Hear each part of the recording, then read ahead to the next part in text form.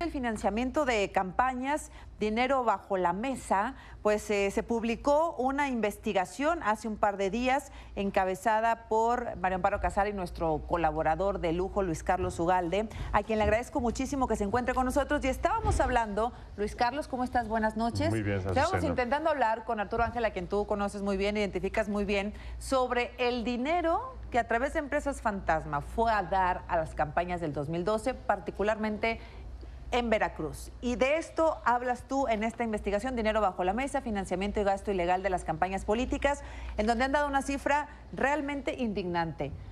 Por cada peso que entra a una campaña, 15 no sabemos de dónde vienen y nadie los fiscaliza, Luis Carlos. Por cada peso que un partido reporta gastar en una campaña, hay 15 pesos por debajo de la mesa que se gastan, pero no se reportan.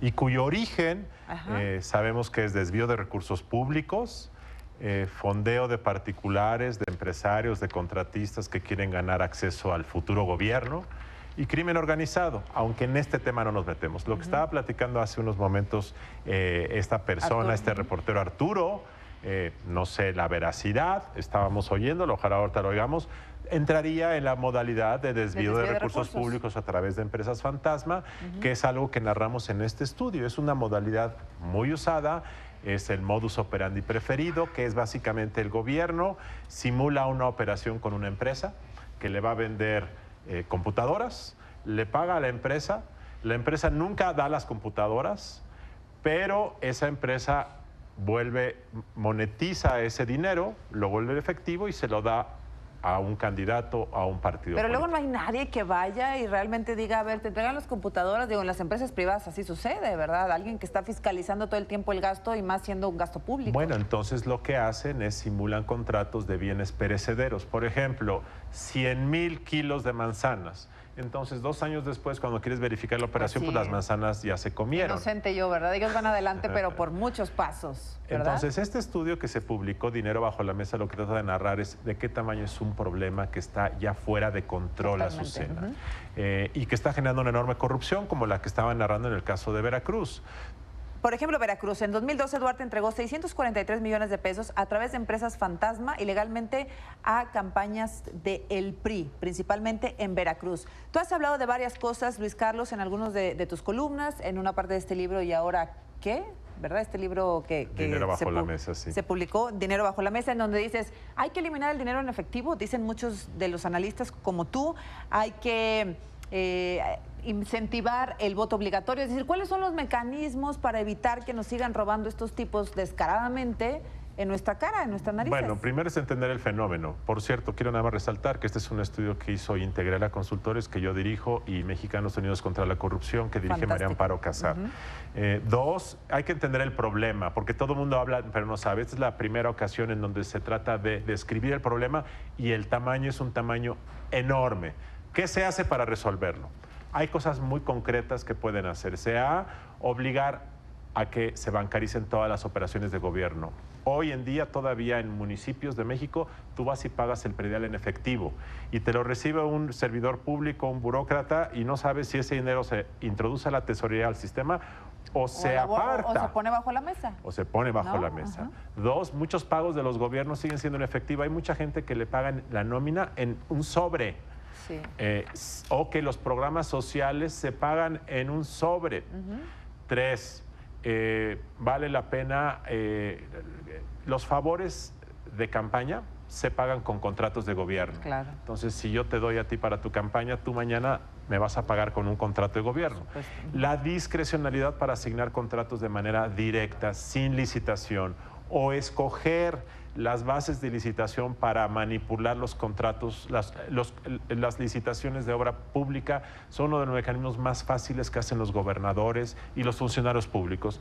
Entonces, en lugar de estar diciéndole al INE, fiscaliza las campañas, no, hay que romper el modus operandi. Si yo soy empresario, pero tú me dices, sabes que no estoy seguro que te voy a poder dar el contrato de medicinas el próximo año, yo donante, voy a pensar 2 veces si te doy dinero. Por supuesto. Entonces, hay que romper el modus operandi. Otra cosa que proponemos es el voto obligatorio que ya hemos platicado aquí. Hay una gran cantidad de intentos de movilización, clientelismo electoral, compra del voto. Se gasta una cantidad enorme, pero Eso puede funcionar cuando la diferencia entre los competidores es poca y cuando participa poca gente. Cuando sale la gente a votar masivamente, si el voto es obligatorio y sale a votar el 90%, la verdad es que estas prácticas de clientelismo dejan de perder efecto. Fíjate, entiendo muy bien, creo que queda muy claro el tema de eliminar el efectivo, de transparentar las licitaciones. ¿Cómo obligas a la gente que salga a votar? ¿A través de qué mecanismo? Los multas si no votan, como en cualquier país del mundo. ¿Y cómo les cobras la multa? Bueno, hay varias modalidades. Una es que tienen que ir a pagar, otra es que no pueden hacer trámites de gobierno o oficiales si no está certificado que votó. Hay maneras de cobrar. Puedes hacer las multas proporcionales para que no afectes mucho el ingreso, pero básicamente es una sanción que puede ser monetaria o puede ser en especie mediante la prohibición para hacer trámites de gobierno, inscribir a tus hijos a la escuela, sacar la licencia, sacar un pasaporte, en fin. Pero esto lo que haría es que te incrementaría la tasa de participación del 50-60% al 90-95%. Y en ese momento toda esta estrategia se te diluye. Hoy el gasto ilegal más importante de las campañas es el clientelismo. Miles y miles de operadores de campo que operan en pirámides desde el nivel de la cuadra, la manzana, la sección, hasta la colonia, hasta la entidad. Y esto son ejércitos de personas que hay que pagarles y que además tienen ellos que incentivar a los votantes con dinero, despensas, tinacos. Es una locura lo que pasa. Tú describes un poco la red de Javier Duarte, ¿no? Porque lo que nos dicen los periodistas de Animal Político y de Mexicanos contra la Corrupción es que este señor pues sacaba dinero, 643 millones de pesos, a través de empresas fantasma que además competían entre ellas, ¿no? Para que todo pareciera muy transparente y que hubiera concurso. Una razón por la que mucha gente pregunta ¿por qué Javier Duarte gozó de tanta impunidad? Bueno, tú puedes especular, yo voy a especular y se vale especular. Claro.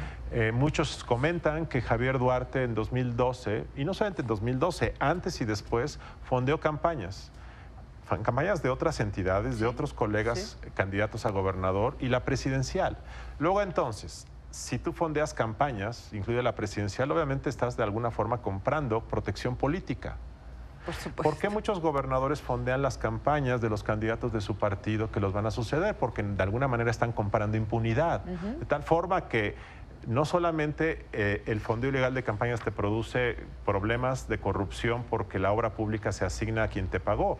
Si quien te pagó la campaña fue tu gobernador, tú jamás vas a poder investigar. Supuesto. Tú dices, si una campaña dicen que cuesta 46.8 millones de gobernador, en realidad cuesta 470 millones. Sí, las campañas gastan 10 veces más el tope en promedio. ¿Cuánto cuesta una presidencial más o menos? El tope legal de la elección presidencial ahora es que cada candidato puede gastar hasta 429 millones de pesos. Quiero decir, por cierto, que nuestro estudio toma como unidad de análisis las elecciones de gobernador.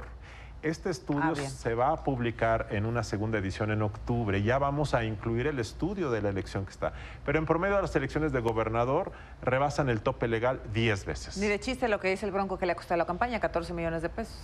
El Bronco es un candidato sin partido. Estamos hablando de los candidatos, bueno, él es candidato presidencial, pero los candidatos a gobernador tradicionalmente gastan 10 veces más. Ahora, en descargo del Bronco en Nuevo León, es probable que algunos candidatos independientes tengan que gastar menos dinero porque ganan por otras razones más que por la movilización. También se da a veces que algunos candidatos con poco dinero pueden ganar, sin duda. Completo esta investigación en www.dinerobajolamesa.org y en la página de Integralia. Así es, y la de Mexicanos Unidos contra la Corrupción. Mexicanos Unidos contra la Corrupción. Gracias por venir a platicarnos. Luis Carlos Ugalde, como siempre.